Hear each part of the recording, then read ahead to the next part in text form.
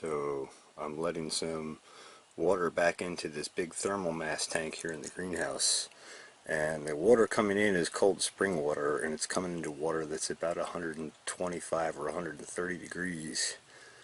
And so you can see the water stratification here, where the cold is actually separated and sinking to the bottom. Just thought I would point out how obvious this is. And that seam right where those two things are is called a thermocline.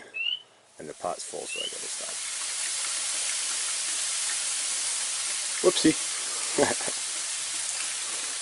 Anyway, thought I'd share that. So you saw the steam from where I overflowed the pot a bit. I'm trying to show you stratification. And it's only been a couple of minutes, and you can see it reflected here on the chart. You can see the stove temp take a sharp dive when all that water went over and cooled it.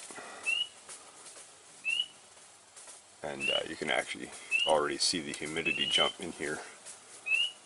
That little start of the humidity curve jumping. I'll zoom in.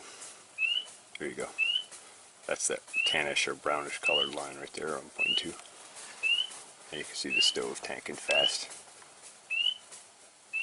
Okay, that's it. Just a quick example of water stratification. I guess it's also worth mentioning that the upper chart here is BTUs. This chart is soil temps for the last 7 days or so. And this chart is all different sensors in the greenhouse. CPU temps down here. But I guess I should note also that I added the cold water to the upper thermal mass, and you can see the temperature sharply start to register lower in that as well. And you can see that affects our total BTUs, but not the other BTU bank. Okay, that's it. Thanks for watching the Pharmacy Seeds Network.